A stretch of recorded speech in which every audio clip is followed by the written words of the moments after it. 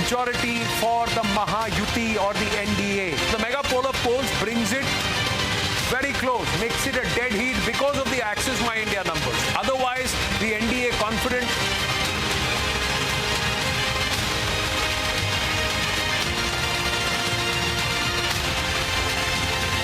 What is very crucial is Maharashtra has stayed together and staying with the MVA. कटोगे तो कटोगे, बांटने वाले भी आप ही है, काटने वाले आप ही है।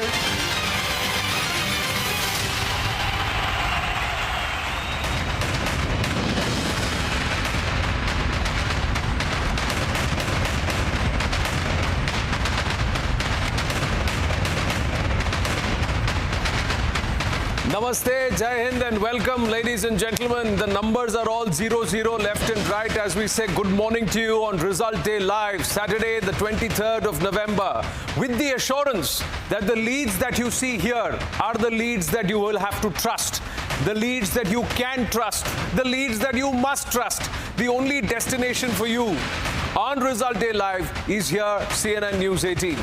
It's D-Day for Maharashtra with a highly anticipated counting of votes taking place. Maharashtra is witnessing a tough battle between the ruling Mahayuti and the opposition, that is the Mahavikas Aghadi.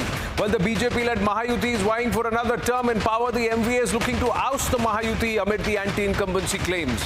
And with big pollsters predicting an NDA edge in Maharashtra, all eyes are on that result today. Will it be a dead heat? Will it be a clear mandate and overwhelming voter turnout? Is it pro-incumbency or anti-incumbency? The MVA, however, hopes to prove the exit poll projections all wrong, just like what happened in Haryana. It's the finale. And most importantly, ladies and gentlemen, keep an eye on that Jharkhand number 2. Right here, the Jharkhand number as the leads start trickling in about 60-65 minutes from now. That will be critical.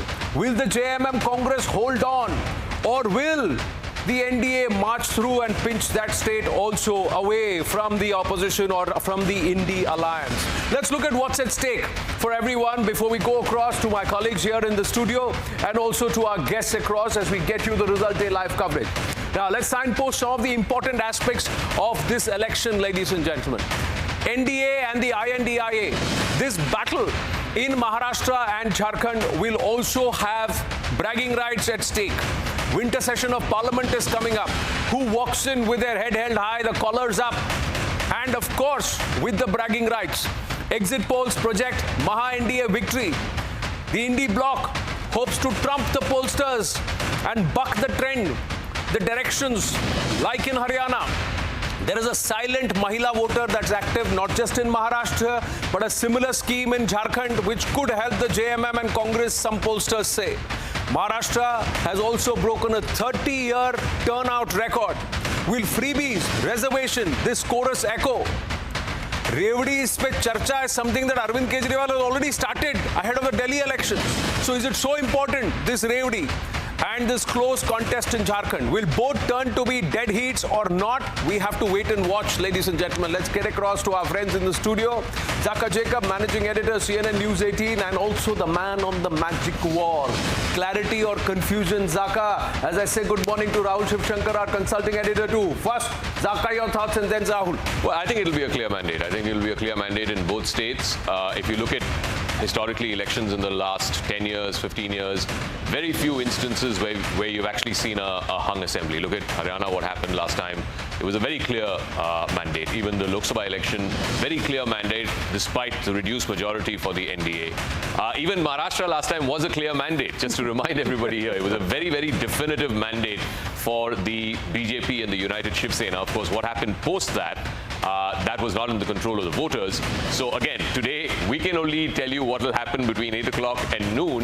I think by 11 o'clock or so, we'll get a fair result, and it will be a clear mandate, I think. I don't think it's going to be stuck. What will happen post the elections? Nobody knows. I don't think any of us can say what will happen post the election. Rahul Babu, you got a lot of papers there. Wahan clarity hai, number hai koi? Dekho bhai, I was speaking to a couple of people within the BJP. They themselves don't have much clarity. Let me be honest. I mean, you know, Zach has sort of said it's going to be a clear mandate.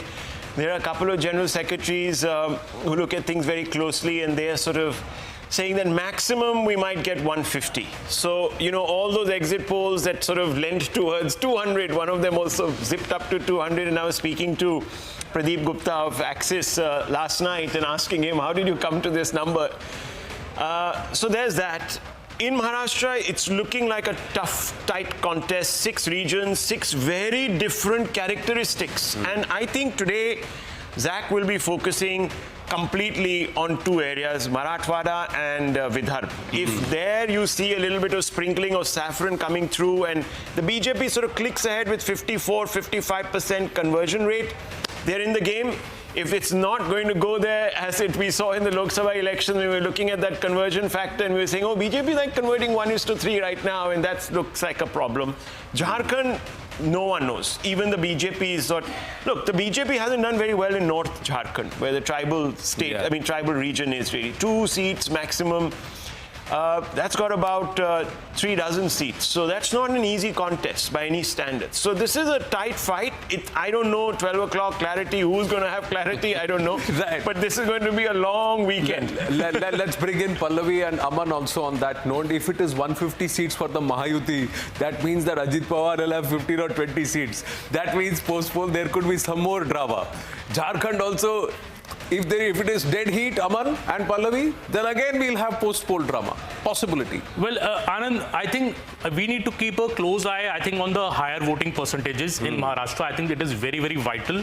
5% higher voting in Maharashtra, 6% higher voting for women voters. For the first time, we have such a close gap between the male and the female voters. BJP is very enthused by the fact because BJP feels in the Lok Sabha, maybe its voters did not come out in such large numbers due to complacency, due to various issues. But this time, the RSS, the BJP cadre has really worked on the ground to get out the voter to the polling booth, and especially if there's 6% higher women voting, BJP feels it is in its favor because of its very popular Ladki Behan Yojana, under which, you know, money has been given and more money has been promised at a higher rate if the BJP comes back to power. Second, I would say the 2 regions which hold the key to power, Vidarbha in Maharashtra, 62 seats, and Santhal Pargana in Jharkhand with 18 seats. Whichever party wins these regions has a better chance to coming to power. If Vidarbha, BJP is able to make good gains, that would show that BJP's outreach to the farmers, the soybean farmers, the cotton farmers seems to have worked. The Ambedkarite Dalit population, the Mahar population, 11% of the population seems to have returned to the BJP. If that doesn't happen, BJP will find it tough. Similarly, in Santhal Pargana, if the BJP is able to make a foray into these tribal regions, it could not win any of the 5 ST in marked seats in the Lok Sabha, 18 seats. If BJP succeeds in infiltrating in a way into the Santhal Pargana and win those seats, then, you know, maybe the tribal population is back in some chunk. Ifs that you're putting there, but this Ladki Behan Yojana, Pallavi, is also active in as Maya Yojana in Jharkhand. It's Maya there is actually Behan. And that's why one of the pollsters in Pradeep Gupta gave advantage to the JMM, just as he gave the advantage to the BJP in Maharashtra. Yeah, so is it a close fight? Is it clarity, as Zaka says? So women, I would go with Zaka, because I think every time we talk about counting day, we talk about a hung assembly. I mean, I may be wrong, but I get the sense is that people are pretty much clear on what they have. I haven't gone to Jharkhand, so my rider is there. I'm not going to talk about an area I didn't visit at all. But Maharashtra, 2-3 very quick points. The women voters were very much out and about, and they're increasingly aggressive. They're very aggressive voters. They speak. I found it easier to speak to women, and not just because I'm a woman, but otherwise they're very vocal. They know what they want. I saw a lot of that. The BJP's campaign on the ground, and this is where they did that one-on-one campaign effectively, is to make this point into the minds of women and also the men in their family that agar we lose elections, jo aapke aane wala paisa hai, wo band ho jayega. And the MVA will stop it. And Rahul Gandhi stops everything, which is why when this whole issue started about toilet tax, Himachal, and many of us were wondering, what has Himachal got to do with Maharashtra? It does, because it pushes forward the narrative by the BJP. Look at Himachal, look at Karnataka, look at Telangana. They make those pre-poll promises. Rahul Gandhi nahi pura karwa sakta, Kharge ji pura nahi karwa sakta. That narrative really clicked on the ground. So I think these are the very 2 important factors. And lastly, I went to Jalna area. I'm going to watch the Manoj Jarange Patil factor. I think he's not going to be that lucky this time around as he was in Lok Sabha, and I don't think we should give all the credit to him. And the desperation in him and his supporters was so clear, because I was there, you know, the doctors are there, they're taking out blood, he's on drip, and he wants that to be distributed in the WhatsApp. It's also a huge prestige thing for him. His politics will be over, which is why he did not contest. So, yeah. Yeah, but also in Maharashtra, they've given a 10% reservation already to the Marathas out of the 16%. So there is some assuaging of that entire sentiment. Jharkhand, very interestingly, ladies and gentlemen, we had somebody from the News 18 Bihar Jharkhand team, a lot of the youngsters who've been watching these polls very closely, and one or two of the ladies came across. I was having a chat with them, and they said, sir, this Maya Yojana, not everybody has received it. Contrary to what's happening in Maharashtra, where a lot of the beneficiaries have received it in retrospective, and says that could be a factor. And there is a number which is about 43, 44, just 2 or 3 clear of the halfway mark in Jharkhand that they believe the NDA will be able to pull through. How it pans out, we'll wait and watch. But let's get back to Maharashtra, and as Vidarbha, Marathwada, 75 straight fights, Zaka, head-to-head fights between these 6 parties, BJP, Congress, Shiv Sena, NCP, and that perhaps could decide the mandate. Vidarbha is the biggest region. It's 62 seats, and frankly, it decides which way Maharashtra goes. It happened in 2019. Out of those 62, the BJP and United Shiv Sena got 33 of those 62 seats at 40% vote share. The Congress NCP only 22 seats. If you look at this in the Lok Sabha 2024, and I'm just going to run that filter of the Congress leads in this. Take a look at that. The Congress's number would have gone up from 22 to 29. And in a close contest where margins are really important, going from 22 to 29 also means that the BJP would have come down from 33 down about 6 seats. So I think it's critical to understand why Vidarbha is important. I also want to point out again the straight fights that Anand was talking about. The maximum number of straight fights are happening in Vidarbha. And the straight fights are between Congress and BJP. Let's look at the Congress versus BJP straight fights here in Vidarbha. 35, I think, 35 or 36 of, 35 out of the 62 seats. More than half are direct fights between Congress and BJP. And there too, last time the BJP had a significant edge. It had 19 seats. The Congress had only 12. But look at the vote share. It's just about 2%. It's just a little over 2%. So that's the narrow gap that there. That number in Vidarbha, if you looked at the Lok Sabha election projected onto an assembly map, was 2042 in favor of the MVA. So that was a clear sweep really of that region. So this is a very important area. And then, of course, Marathwada. Let's look at Marathwada, yeah. All right, let's look at Marathwada. Again, what Pallavi was talking about. It's not a big region. It's just 46 seats. I think it's the 4th biggest region. It's smaller than the greater Mumbai region, but it's important for the Jarangi Patil factor, this whole Maratha reservation. Jalna is bang in the middle of this region, so Bid, Latur. So this OBC versus Maratha will be decided in this 46 seats. The BJP swept last time around. BJP and Shiv Sena had 29 out of these 46 seats. The Congress NCP only 17 at 42% vote share. Again, a significant 6% vote share. But here also in 2024, the leads. If you look at those leads, 12 for the Mahayuti, 32 for the MVA. So this is really where the gap opened and they surged ahead. The BJP lost the Lok Sabha election in Vidarbha and Marathwada. There are 19 Lok Sabha seats together. Yes. The BJP could just win 3. And in fact, in Marathwada, the BJP could not win anything. It was only Shiv Sena, Shinde faction with Jodhpur Aurangabad seat. So clearly, if BJP has to win Maharashtra, Marathwada and Vidarbha have to flip in the favor of the BJP. So that is really where this is where that entire vote jihad logic of Devendra Fadnavis came through, and everybody has said this, although not terming it vote jihad. What they said is, out of 5 assembly constituencies, 1 assembly constituency voted en masse against the NDA in favor of the INDA alliance, and that's what swung the result. Anand, so they say when you break it down, and Nistula was also saying the same thing as you were making the point, that Rahul, that when you break it down to the assembly constituencies, it's all concentrated in 1 assembly constituency. So the other 4 then will go back and go back towards the NDA. That's their logic, that they should come back and do better. But people vote differently for assembly and Lok Sabha. I mean, I saw it in Baramati. I mean, Supriya Sule was powerful for Lok Sabha, but on the ground, I seem to be seeing that Ajit Pawar factor working more. Yeah, and the other thing is that you were on ground. I don't know if you guys felt it. Both of you were on ground. Eknath Shinde has built himself as a brand. You know, there was a time when, and there is this whole movie that's a biopic of Eknath Shinde, and that line is what rankled him, that people were asking, who is Eknath Shinde? And he said, but now, there is nobody across the country today, perhaps everybody knows who is Eknath Shinde. So that's the transition that's happened between perhaps March, April 2024 till about November 2024.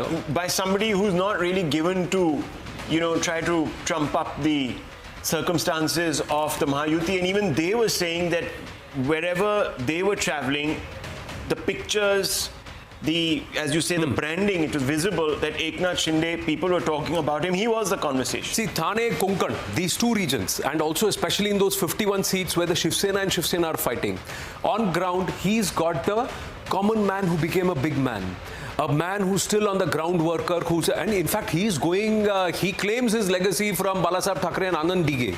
And Anand Dige's kin only is fighting against him in his seat. That is, Kedar Dige is fighting against him. So it's a big story. And these legacy drivers too. The big question is also, will he continue to be chief minister if the Mahayuti wins big? That, of course. Actually, Anand, the big reason also I feel is that because of the women's scheme, I think whoever woman I spoke to, in the regions I went to, women see Eknath Shinde as the architect of that scheme. Yes. He's given the credit for this scheme. The BJP claims that Devendra Fadnavis is called the Mukhyamantri Ladki Bahin Yojana. Exactly. So let me say you, 5 chief ministers in tight contest, whether they were women or men, if the women vote for you, generally speaking, they have managed to pull it off. Yeah. Even at the, Lok Sabha level, it is anecdotally said that the women do come out and vote more for the BJP under Modi, and that has helped. So the women vote is a very significant one, and look at the bump up, in the women voting percentage. Let's talk about the voter turnout now. Let's just first quickly, if we can, bring out the poll of polls. These are what the pollsters had to say, and then look at some of the vote shares that the pollsters have predicted. 2 people have looked at about 42% vote share for the NDA. 2 entities like Matriz and also Access My India have said about 48% vote share for the NDA. Although the MVA has been seen to have about 42-43%, but Access My India has come out and said it will slip to about 37%. So that means about 3% erosion, and 2 or 3% can make a lot of difference in Maharashtra. So let's look at the poll of polls. Here it is, the numbers. Overall, it looks at 158 for the NDA, and that number was about 154. It got bumped up purely because of the Access My India and also Chanakya revising it upward. Everybody now largely has said that the NDA should get between 165 to 190 seats. That's where the range is now, the higher range if you were to look at overall the poll of polls. Now, how is this happening? It's because of the voter turnout. Let's try and go back to Zaka on the magic wall and understand the voter turnout by region, the difference between June 2024 and of course now, as the exit pollsters are predicting, and also how we've seen a historic voter turnout, a 30-year high. That's what we are seeing. From 1992 onwards, it's a 30-year high. Yeah, so the last time you had a 70% or close to 70% voter turnout was way back in 1995. If you look at the filter of which are the constituencies where the 2024 turnout has been more than 70%, the state average is 66, more than 70%, so 4% more than that. A large chunk of Vidarbha, a large part of Marathwada as well, but Western Maharashtra, and this was a point that Rohit Chandavarkar was making a couple of nights ago, that Western Maharashtra, which is slightly more rich, it's the sugar belt, you don't see such high turnout. In fact, the district which has the highest turnout, 76%, was Kolhapur. And Kolhapur is not a traditional place where you see such high turnout. You see turnout in, the slightly more backward, slightly more impoverished parts of Vidarbha, etc. But Kolhapur had the highest, in terms of districts, the highest voter turnout was in Kolhapur. So watch out for these 3 regions. And I keep saying this again and again. Vidarbha, Marathwada and Western Maharashtra, between them is 160 seats. Whoever wins a bulk of these 3 regions, at least 2 out of these 3 regions, will eventually go on to win the state. What about Mumbai, you might ask? Let's look at the lowest voter turnout, or the turnout which is less than 60%. That's 6% less than state average. Look at the Mumbai constituencies. Out of 36, 33 had less than 60%. Only 3 seats had more than 60% turnout. So that's why I think Mumbai doesn't play as much of a role. Maybe the Mumbai voter is urban, rich, is not connected with the politician, doesn't really need the politician for daily necessities and so on and so forth. Therefore, if you look at the Mumbai seats, 33 out of 36 seats had less than 60% voter turnout. Only 3 seats had more than 60%. Arrogance of access is what I call it. I wrote a piece. I said when you have the main people on your cell phone, Speed dial. speed dial, you don't need to press the button to get their attention in the polling booth. So, you know, that's really how many of them are actually paying all the taxes commensurate to their earning, and how many of them are dependent on the benefits or the welfare that comes from the government or from the state? That is also a big thing. Of course. But this is a lot that is the first to crib. So next time the Mumbaikars are coming out on the street, the first thing that needs to be asked of them is कि vote किया कि नहीं किया, and prove करो कि तुम्हारा constituency कौन सा है, voting booth कौन सा था. You have to ask three questions. By the time you get to the third question, you know if that person is fibbing or not. Anyone that needed to do vote jihad, it was them. They should have actually been there and done that. But still, it is better than last time. Still, it is better than last time, and I think the main thing that worked, EC's thing that, you know, they set up 700 polling booths in societies. So I think except Kolaba, which is I think 45-46%, most other Mumbai seats have touched 50% or more. So that is also a big improvement. It's true of Delhi also. I mean, New Delhi and some of the other, you know, South Delhi, they tend to have. January, February में दिल्ली का भी test होगा, देखेंगे दिल्ली और मुंबई में कौन कितना vote कर रहा है. Okay, we've got to take a short break. Oh, it's only this wheel. It's 7:20. It's 7:20 a.m. By in about 45 minutes, you should have the leads trickling in, and we'll tell you why you have to trust News 18. The live result hub. We'll go give you a quick tour and a quick dip in on the live result hub. But before that, as we come back, Payal Mehta, Yesha Kotak, Mayuresh are all ready to talk to us and take us through the morning of Result Day Live. Stay with us.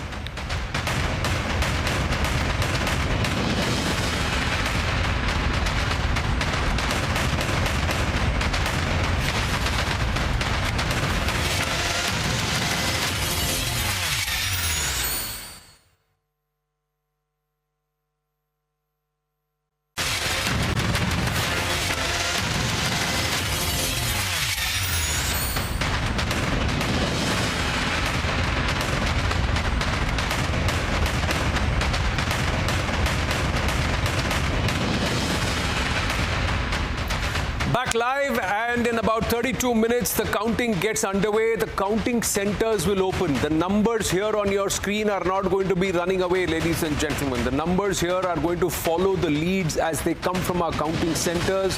310 counting centers, 310 reporters. It's the live result hub. We'll take you there. We'll take you there and we'll tell you why to trust the numbers here on CNN News 18. But first, let's go to our reporters on ground who've been tirelessly covering the elections. They've traversed the length and breadth of Maharashtra. Payal Mehta is live from the BJP office in Mumbai. Yesha Kotak is live from Thane, and also Mayuresh Ganpate live outside Matoshri, the Thakre residence. We should have Arun also joining us live in a bit. But Payal, let's start with you. What are the rumblings? What are the conversations as the dust settles on 66% plus voter turnout? Well, of course, it's an early start at the BJP headquarters, unlike the headquarters in Delhi, where it's already buzzing with activity over here. The leaders over here are going to be following the result pretty much from their home before they come to the party office at around 9 or 10 o'clock in the morning is what we were given to understand. But Devendra Fadnavis, the key man as far as the BJP's fortunes are concerned, Anand, is currently in his official residence in Mumbai. He'll only go to his constituency Nagpur in the evening to collect his certificate, because there's no doubt in anybody's mind that he's going to emerge victorious. But the BJP is extremely hopeful that the extra percentage in terms of the voting percentages come from the women is going to come for them. That's what at least what the Mahayuti is certainly hoping. They've said that they've done their hard work. They've tried to kill all the narrative that the opposition was falsely trying to peddle amongst people as well, and they're extremely confident. So I was speaking to people, and I just heard, you guys discuss this in the studio, but the biggest confidence the BJP has is probably to revive their fortunes in Vidarbha, and they're extremely sure that they'll come back to the result that they got in 2014, where they got about 44 seats or 62 seats as well. Too early in the day, we'll keep you updated, but let's wait and watch. There's a lot to lose as far as Eknath Shinde is concerned, as far as Devendra Fadnavis and of course Ajit Pawar is concerned. So let's wait and see how the day really pans out, but it's early scenes over here at the BJP headquarters. Okay, let me quickly ask you before we bring in Yesha and Mayuresh, is the BJP confidence that BJP plus Eknath Shinde will be 145 plus? If they get 44 in Vidarbha, Payal. BJP, we speak about the numbers. Anand, I've been speaking not just to the BJP leaders, but also to the booth karyakartas, also to the workers who are working behind the scenes. they are at least all saying that we're going to get 170 plus. We don't know whether the numbers will really hold true, but their numbers came in even before the Axis, my India poll we saw, and we saw similar numbers as well.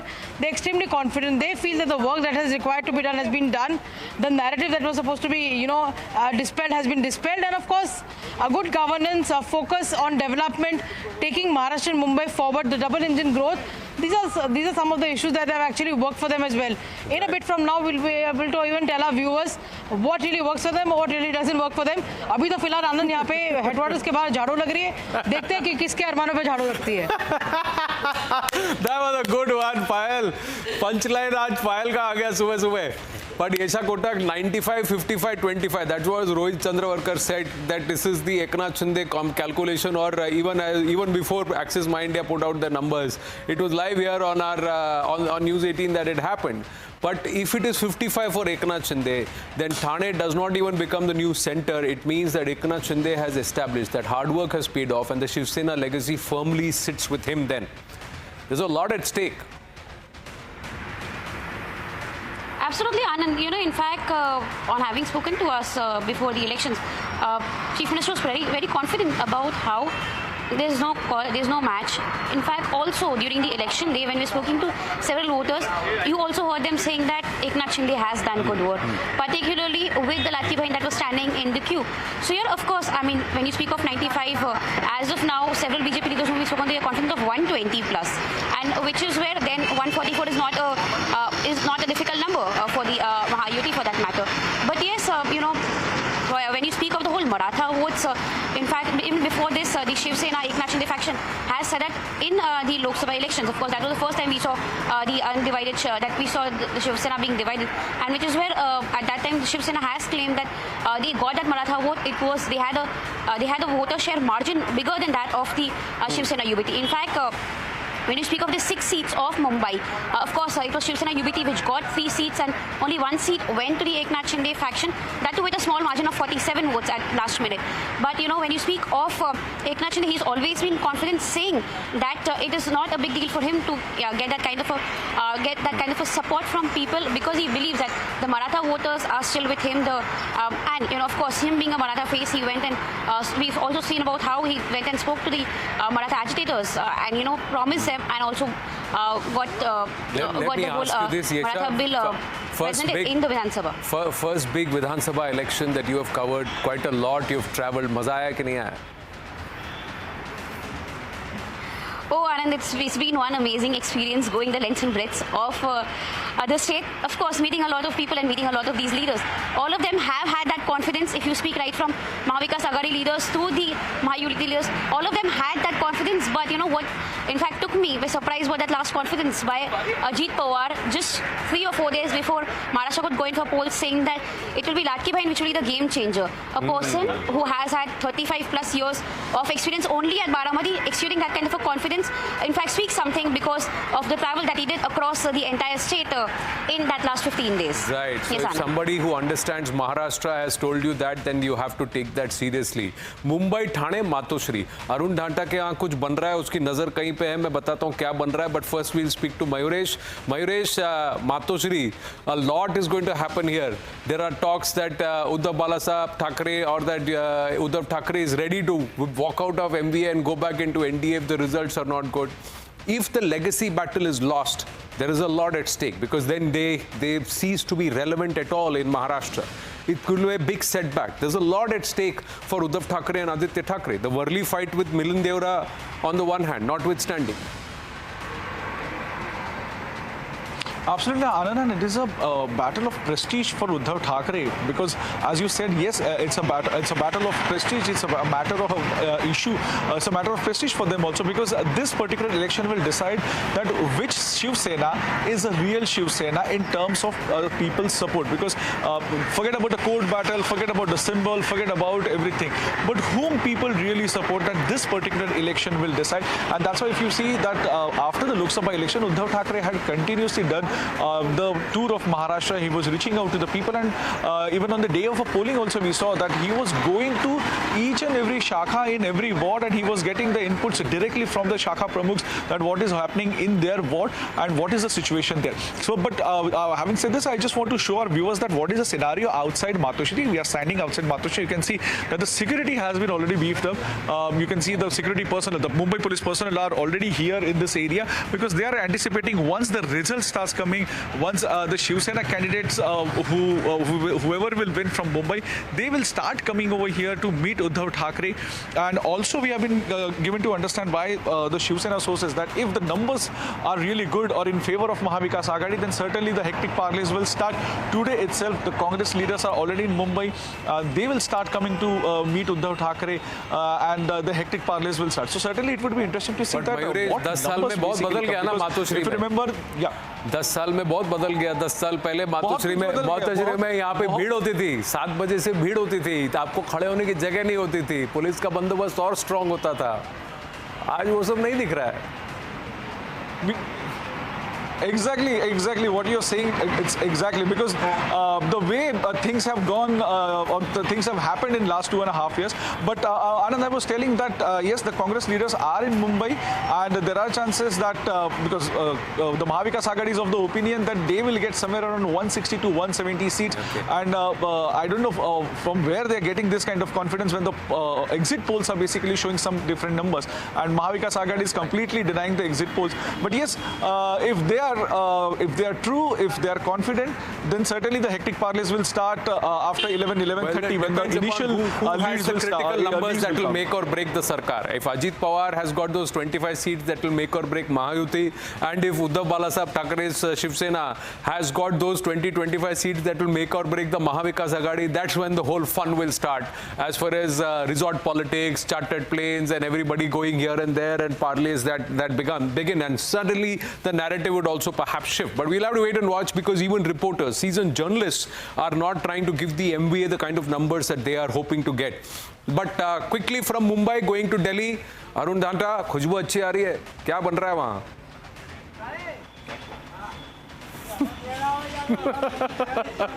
Well, that's right, Anand. There is a change in the menu this time around at BJP office early in the morning. Last time, of course, during the Haryana elections, we saw that how jalebi has become a topic of huge discussion. It was Congress party first who ordered that jalebi in the Congress office. Then later on, when victory was actually on the sides of BJP, then they ordered that 100 kg of jalebi for everybody in the BJP office. But today, you see, early in the morning, these people are preparing jalebis here, and this has been a change. This has been a change because I've never seen, jalebis being prepared early in the morning at BJP headquarters. So I think they are sending out a message through this jalebi once again that when we are preparing jalebi early in the morning, it will not be like as it happened in the case of Congress party during the. You can see these jalebis are being prepared here at BJP office at this moment.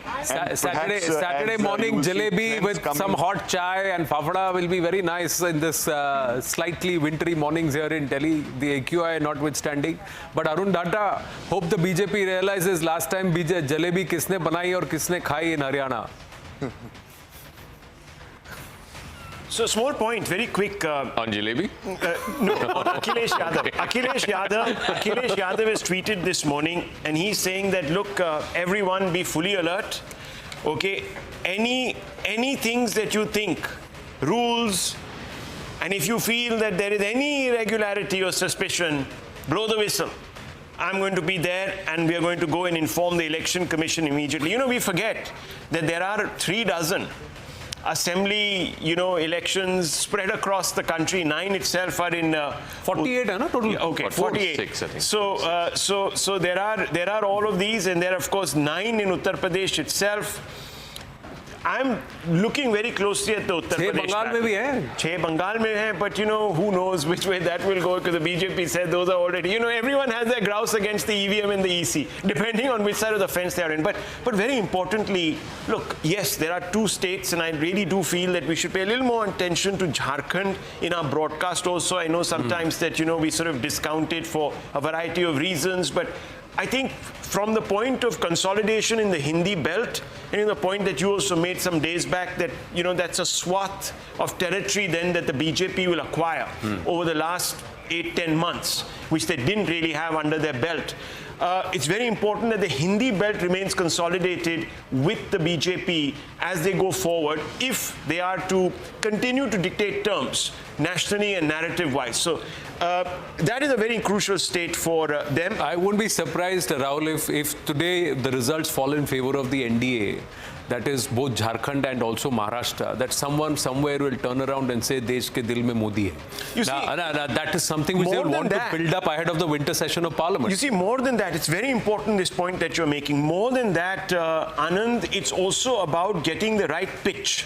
You see, if you go into a election cycle, you want to come out victorious, especially if you're the ruling government. Why? Because it gives you a certain amount of conviction. Conviction comes from winnability, comes from a feeling of being a little invincible, in sync with what the voters' aspirations are. Now, the Prime Minister has sort of recalibrated the slogan. Aman will tell you, it used to be, hum sab saath hai, vikas ho raha hai, all of this, to a certainly different kind of connotation, know. Sabka saath, sabka vikas, sabka prayas has now become ek hai to safe hai. So there's this little bit of a fear factor that if we don't stick together, something, that we don't want will happen to us. So there is this undertone which is slightly more negative than the positive. But the thing is, nothing works like fear. That's the reality. It's unfortunate. Just quickly going across to the Congress office, Sharon is joining us. I'm going to request the team to see if we can get someone from News 18 Bihar, Jharkhand or News 18 India from Jharkhand and see what's the situation in the Congress and Jharkhand offices and BJP offices in Jharkhand. We'll try and get that done. But Sharon, what's happening behind you at the AICC? Last time around there was dhol for Haryana and a lot of people around. Festivities had begun. This time what's happening? It's dust. Good morning, Anand. There is complete silence. Like you mentioned, during the Haryana Assembly election, there were, of course, a lot of celebration outside as well as inside the Congress headquarters. But it seems that the leadership has told the Congress worker, Jagdish Sharma, who usually brings in a lot of crowd with banners and always blames the EVM, and then, he distributes sweets, and then he runs off when Congress party loses a certain state. So this time, it seems a message has been sent that there should not be any sort of pre-celebration. But of course, there is a lot of pressure on Congress. Last evening, there was a very senior leader who was present here. He said there was, of course, a lot of negotiation that happened when the seat sharing was being discussed. And the larger chunk has gone to the Congress party, around more than 100. So there is, of course, a lot of pressure for them to prove that they are going to bring the seats. Apart from that, they also, the senior leader also said that we do understand that the statement by Kharge, Mallikarjun Kharge, saying that the poll promises are not being met in certain states has actually done a lot of damage. The BJP has picked up this narrative. They have been saying that the poll promises, of course, being made by the Congress party. There is a counter for the Ladki Behan Yojana, but how much will actually be done on ground? That narrative by the BJP is going to damage somewhere the Congress party. But there is, of course, a lot of confidence also. At the same time, there is observers. 3 each observers have, in fact, been appointed for Jharkhand as well as Maharashtra. Right. And immediately they come into effect the moment the numbers come in. They will, of course, see what can be done, because right now they are in talks, in Maharashtra specifically, are in talks with the smaller parties and independent candidates. So will they have to cobble up those numbers to try and make the numbers? Everybody is preparing for all eventualities. Dekhe, hamare jasoos sab jagah phale, in the sense reporters. That's what we're saying. Not just the 310 counting centers, but this is Arunima joining us live from Ranchi. So let's try and ask her, what's the mood in Ranchi, in Jharkhand? Because some koi bole Jharkhand is retaining, there is pro-incumbency there. Somebody is saying, no, the BJP will rest it or the NDA will rest it. There is anti-incumbency there. The morning of counting day, just about 15 minutes before counting gets underway, what's the situation? What's the pulse? Arunima, good morning. Morning. So we're coming to you live from the Pandra Counting Center, and you can hear announcements behind me where the tables are being set up, and all the workers from the JMM, from the BJP, from the other parties, it's being announced that they should take their position so that the counting process can begin. In some seats, there are about 13 rounds of counting. Some have 27. So it could be a long drawn day as well. But just to give you some perspective of history, while both sides, both JMM and the Bharatiya Janata Party, are claiming that they will be 50 plus in this particular Vidhan Sabha. History seems to suggest that no political party in this state, ever since it was created, has managed to cross the halfway mark on its own. The highest was for the Bharatiya Janata Party when Raghuvar Das became the chief minister. That's when they got 37, but even then they had to come into an alliance to form the government. Also, another interesting anecdote from history is that no chief minister has managed to complete the full term. Hemant Soren, his alliance managed, but he had to, because he was jailed, he had to resign, and Champai Soren was brought in. So it's a very interesting history that Jharkhand has. Today they are hoping, both sides are hoping, that history will be rewritten. The Maya Samman Yojana for the JMM and Kalpana Soren's campaign, these two are their trump cards. So the 4% extra women voters who have come out, JMM-led alliance feels that those votes are for them and their women-centric policies. Bharatiya Janata Party say women have always been pro Prime Minister's image. So if they have come out and voted in large number, it just shows that Bharatiya Janata Party-led alliance's narrative about Bangladeshi immigrants, Roti, Beti, Mati, that narrative has stuck. In about 10 minutes, counting begins. We'll know which narrative finally found resonance with the voters. Subah ki chai pe kya charcha thi? What was the chatter among the people, the common folk, those people who may have voted, may not have voted in Jharkhand? Jharkhand has seen unprecedented voter turnout also, very high record numbers, which Hemant Soren was very happy about. No, absolutely. Absolutely. Yes, Jharkhand voting turnout has been huge, especially rural Jharkhand has broken all records this time around. Here in Ranchi, urban apathy is something I think election commissioners have spoken about. In Ranchi, Jamshedpur, Dhanbad, the urban belts have seen the voters turnout relatively less than rural Jharkhand. Again, to give you the perspective from the two sides, supporters of the Bharatiya Janata Party outside the party office in Hurmu, they were all sitting at a tea stall and they declared that at worst, their party will get 43 seats. Similarly, outside Hemant Soren's residence, there was a group whom we encountered who said that he was wrongly targeted because he was a tribal chief minister. And especially, there's a lot of curiosity around Kalpana Soren. She is a woman leader of Jharkhand. Jharkhand has not really seen a woman politician hit the street since its inception. So Kalpana Soren's, foray has created a lot of curiosity. Whether that translates into votes and seats, one will have to wait and see what the counting center declares.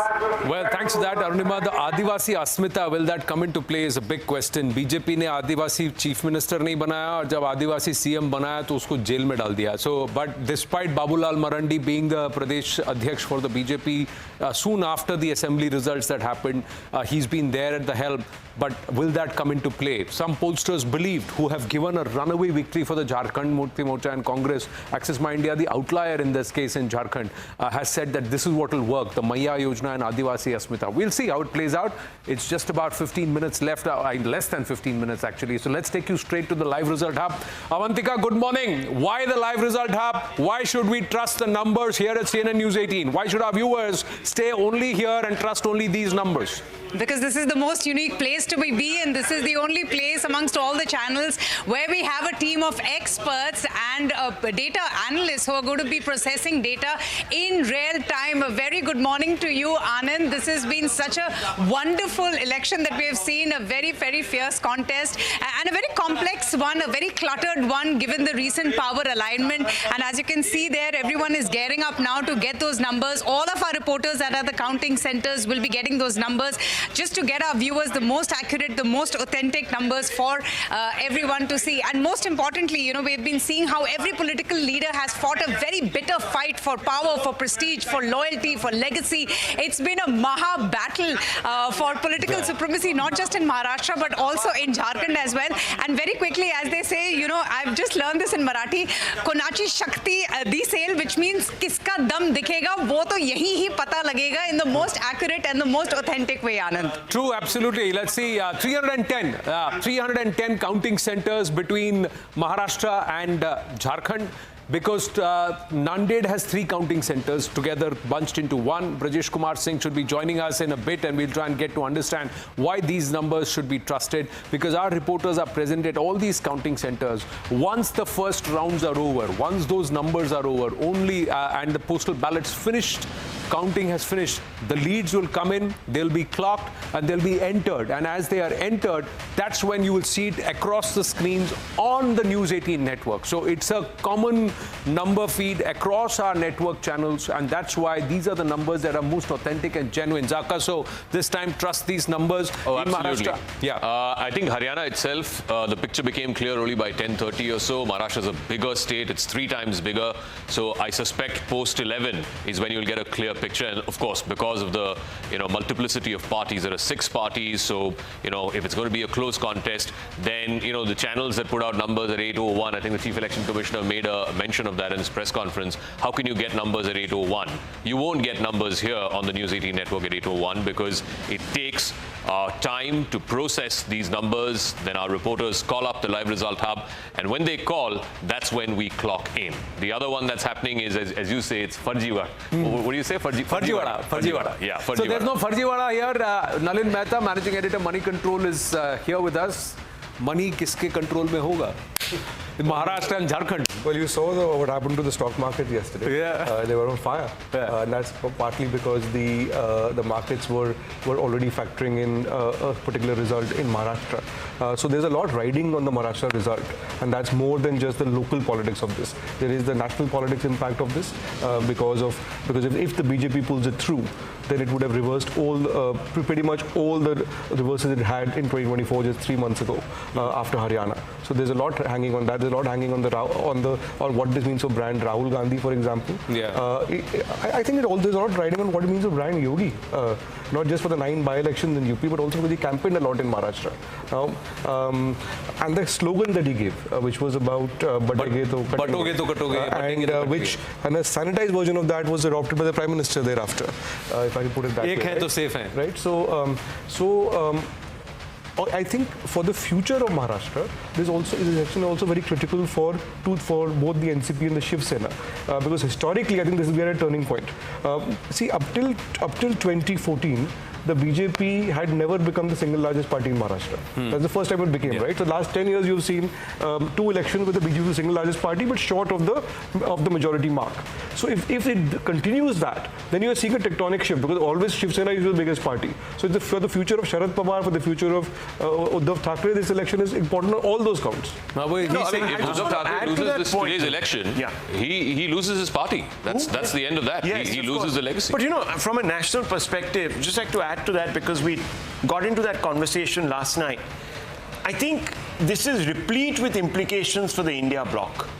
If both these states go towards the NDA, and even Uttar Pradesh, in those 9 seats, there is a bit of a leg up, then 4 constituents of the India bloc would have had their noses slightly cut down to size. And they'll blame Congress. And they will, exactly, and they will blame Congress. Now just imagine Rahul Gandhi standing up as LOP, knowing that his narrative hasn't been able to win over the public. I don't know, the dynamics will change remarkably. Many people have said, is the NDA durable? I think the India bloc might just have a lot of questions that it might need to answer. Now, what if, let's say, two narratives. Let's just talk about this a bit in detail. 2 narratives. One, the BJP was able to defend its turf, Haryana, Maharashtra. The other one, the BJP was able to wrest a turf which was with the India Alliance, that's Jharkhand. Now, what if one of these, or if it's split 1-1, let's say the MVA pulls out a surprise rabbit out of the hat and wins Maharashtra, whereas the NDA wins Jharkhand, or vice versa. What happens then? See, I think for the Congress, if I'm going to talk only about the Congress, for the Congress, a win in Maharashtra is much, much more important for them than in Jharkhand, because they won. Their organization is much, much stronger in Maharashtra. That's one. They've invested a lot. And, we are all talking about Rahul Gandhi. I would also look at the Congress president, because in stark contrast to Rahul Gandhi, Kharge's campaigns were much, much more aggressive. It became Kharge versus Yogi Adityanath. Kharge speaks Marathi, right? So he's been in charge of Maharashtra. I think that was a conscious strategy. So will the Congress start blaming Kharge? Will they shield Rahul Gandhi by saying he hardly went there? All that is going to happen as a post-mortem later. But for the Congress party, a win in Maharashtra is even more critical than a win in Jharkhand. So even if they win Jharkhand and they lose in Maharashtra, I don't think they're going to be that kicked about it. Similarly, for the BJP, if I see, Maharashtra is critical, but I think Jharkhand is even more critical, because to win in Jharkhand, what what is at stake for the BJP is to assert that no, it is the party for tribals. You know, there parties in power in Chhattisgarh, parties in power in Odisha, where it has reposed faith in tribal chief ministers. Same has not happened in Jharkhand, which is in a way the tribal capital of India. So here, if the BJP is not able to win Jharkhand, BJP leaders, Anand, do feel that Jharkhand is going to be very, very tight. So if Jharkhand is going to be tight and BJP is not able to make it, that would show that maybe in the tribal population still there are inroads to make, and especially this campaign, which, you know, the entire campaign was built on that we want to protect the tribals from the infiltrators. If that doesn't happen, I think there'll be a lot of question marks in the BJP that why, despite so much focus on tribal, especially in adjoining states which we have won, why are we not able to win Jharkhand? Well, as the results will settle, we'll also try and plot the India map. There's a map that we always put out here at CNN News 18, which plots from 2014 the growth rise of NDA under PM Modi and where they are today. And this will then perhaps become very critical, because if you were to look from the west to the east, ladies and gentlemen, look at, so you'll have Haryana, Gujarat, Maharashtra. Then there is Uttarakhand, Uttar Pradesh, Madhya Pradesh, Chhattisgarh, Bihar, Jharkhand, Odisha, and then also Andhra Pradesh. Now this whole heart of Bharat, it's about 70% of the country's population plus 70% plus, and also bulk of the states. So you would have perhaps an unprecedented strength of the NDA if you were to add the seats in Northeast and also put it all together. They will turn around and say 2024 is an aberration. This is what the reality is. And how critical will that be, Zaka, when it go into intersession of Parliament? I think that will be the message that the BJP will go with. If they win Maharashtra, they will say that, look, Haryana reimposed faith again in the Prime Minister, Maharashtra has reimposed faith in the Prime Minister. So the general election where the BJP lost seats, it came down from 303 to 240, was an aberration because, you know, the opposition went on this negative campaign and all of these lies about reservation being taken away, Samvidhan Khatre mein hai, and all that was an aberration. That India continues to repose faith in Modi. If, on the other side, if the MVA, contrary to what the exit polls have predicted, manages to win Maharashtra, I think it'll be hugely important. And in my mind, I'm very, very clear. Maharashtra is the big prize. Whoever wins Maharashtra will have bragging rights today. Jharkhand, with all respect and love for my friends in Jharkhand, Maharashtra is 3 times bigger. It's the richest state in the country. It's the second biggest state in terms of Lok Sabha MPs. The stakes there are much, much higher. And also, may I say, if the Mahayuti wins, then this whole project of this India alliance might actually start unraveling. It's already unraveled in Bengal. Mamata Banerjee doesn't believe in the India alliance. I mean, she didn't give any seats to the Congress. Even in Uttar Pradesh, it'll be on tenterhooks if, let's say, BJP gets 6 out of 9. Akhilesh will suddenly start asking, you know, why should I ally with the Congress? But it's really in Maharashtra. These are unlikely parties. The Shiv Sena, the NCP, the Congress coming together. They've been at loggerheads for the last 30, 40 years. It's only an experiment that happened in the last 2.5 years that has brought these parties together. So if the MVA loses, then this whole experiment of the India alliance will start coming off. See, RJD rumblings are already there. Aam Aadmi Party is already out of it as far as Delhi is concerned. Then there will be serious rethink which will happen. Like you say, the entire India alliance will come undone. And what does that imply in Parliament then? Exactly. And also Jharkhand will be seen more as a JMM victory. Yeah. See, and we haven't seen in the Hindi heartland, and correct me if I'm right here, Nalin, the Congress has not been able to win back-to-back state elections in the Hindi heartland, which is also something that is a factor that will weigh in. So it's not just the Hindi heartland. I think historically, states where the Congress doesn't come back to power for 2 or 3 times, it's never come back, right? So and you can map that across the map. You can plot that across the map of India. Secondly, in the Hindi heartland, see, the Congress revival eventually cannot happen until it revives in at least 1 or 2 big Hindi heartland states. Because even in the past, in the old UPA days, it had Karnataka, it had Andhra, it had Telangana, those regions. So it's lost many of those, right? So and then it had some hold in the north. So while the Lok Sabha election, you know, it was the beginning of a Congress revival, for it to sustain. And the problem with Congress is that, you know, anti-incumbency is unable to get around that, whereas the BJP has been getting over anti-incumbency much more regularly. As the Prime Minister says, Congress जब हारती है तो कभी वापस नहीं आती है इसी statement. That has been the Prime Minister's pitch also many times. And there's an important point in this, because fundamentally the Indian voter today is very demanding and is rewarding what it sees as good governance. But on that point, good governance, this Revdi business, look, it's not as if the BJP is steering very clear of Revdis either.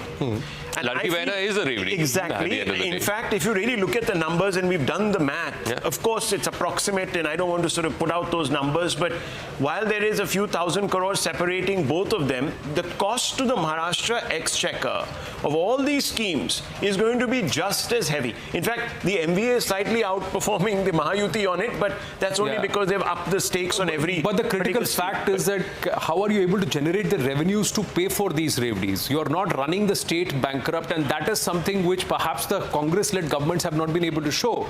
Well,